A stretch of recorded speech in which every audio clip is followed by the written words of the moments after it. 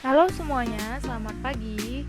Hari ini kita akan belajar bahasa Indonesia yang diampu oleh Miss Novita Sari Manurung. Ya, yaitu Miss sendiri. Nah, kita akan belajar mengenai teks laporan percobaan. Teks laporan percobaan yaitu teks yang memaparkan percobaan yang telah dilakukan seseorang.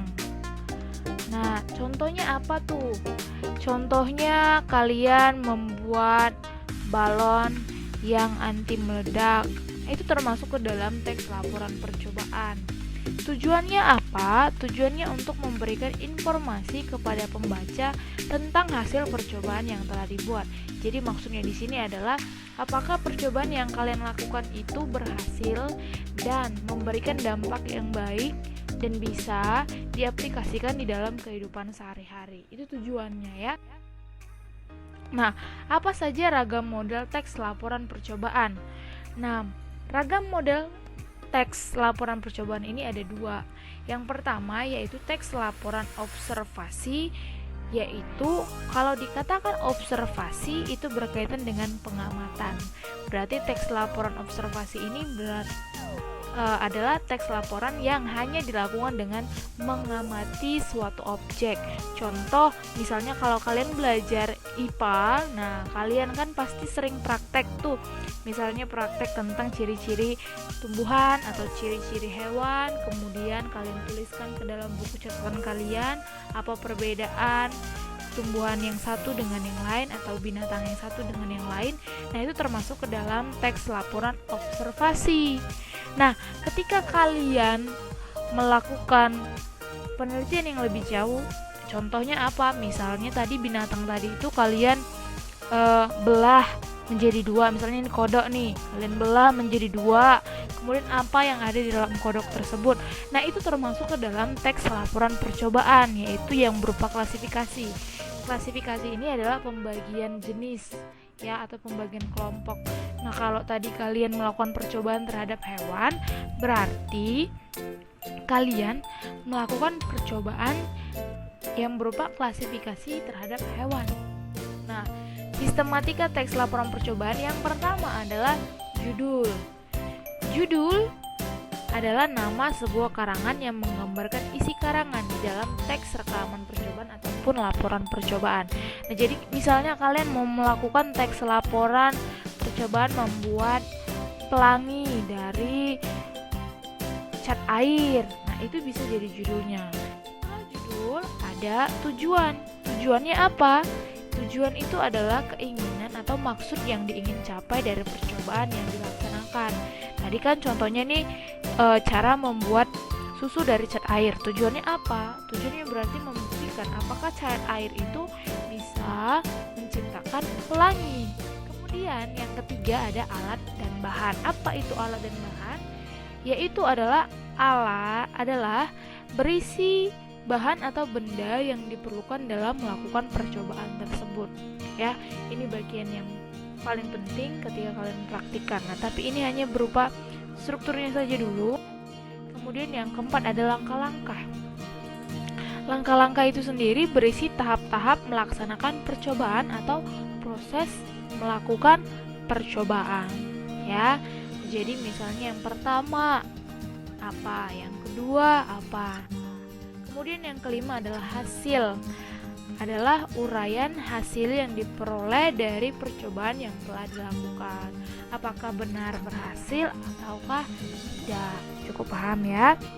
Ke topik yang selanjutnya, yaitu ciri teks rekaman percobaan. Oke, ciri teks rekaman percobaan. Ada 5 ciri-cirinya.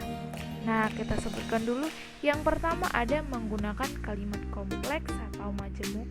Kemudian yang kedua menggunakan kata hubung. Kemudian yang ketiga menggunakan kata rujuk. Kemudian yang keempat menggunakan kalimat perintah. Dan kelima menggunakan kata bilangan. Untuk penjelasannya lebih lanjut, kita lihat. Kalimat kompleks atau majemuk adalah kalimat yang menggunakan kalimat penghubung. Kompleks berarti bisa kita katakan sulit. ya. Jadi cara menentukannya adalah lihatlah kalimat yang menggunakan kata penghubung atau kalimat penghubung. Contoh nih, aku bekerja dengan giat. Dan. Nah, di sini kata dan ini adalah kata hubung. Dan ayah selalu membantuku.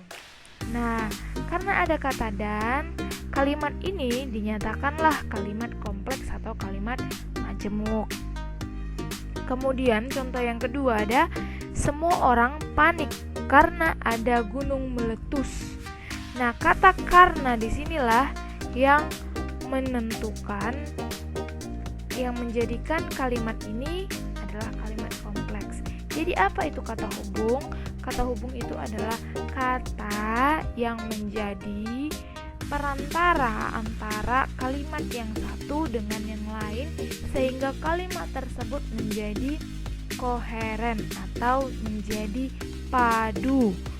Kemudian yang kedua, ini dia kata hubung. Kata hubung adalah kata yang menjadi penghubung, ini antar ya, yang menjadi penghubung antar kata, antar frasa, antar klausa, antar kalimat, dan antar paragraf. Contoh kata hubung adalah dan, tetapi, apabila, saat, jika, sehingga, meskipun, karena, dan sebagainya. Nah, itu adalah contoh kata hubung. Jadi kalau kalian masih agak sulit memahaminya, boleh nanti kita diskusi. Kemudian yang ketiga ada kata rujukan. Kata rujukan adalah kata yang merujuk pada kata, frasa, klausa, atau kalimat sebelumnya, atau bisa kita katakan kalimat penunjuk. Nah, merek handphone milik Nurjana adalah Nokia.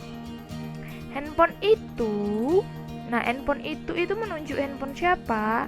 Handphone yang mana? Nah, menunjuk handphone milik si Nurjana yang Nokia. Handphone itu dibeli dari hasil keringatnya sendiri, berjualan keripik pedas di sekolah. Nah, jadi kata itu ini adalah kata rujuk, yaitu kata penunjuk. Jadi kata penunjuk ini ada banyak, ada ini, ada itu, ada di sini, ada di sana. Kemudian yang keempat ada kalimat perintah. Adapun kalimat perintah adalah kalimat untuk menjelaskan langkah-langkah teks rekaman percobaan. Nah, contoh kalimat perintah itu adalah kalimat yang memerintah. Contohnya apa? Tutup dulu pintu itu. Tutup dulu pintu itu. Nah, ada tanda seru di belakangnya. Jadi kalimat perintah ini ditandai dengan kata seru di belakang kalimat. Nah, kemudian yang kelima ada kalimat bilangan. Kalimat bilangan berarti kalimat yang menggunakan kata yang menggunakan angka. Contoh 1, 2, dan seterusnya. Demikianlah pembelajaran kita hari ini. Semoga pembelajaran ini memberikan pengetahuan yang baik untuk kalian dan boleh kalian ingat dan kalian terapkan di dalam kehidupan sehari-hari. Selamat pagi.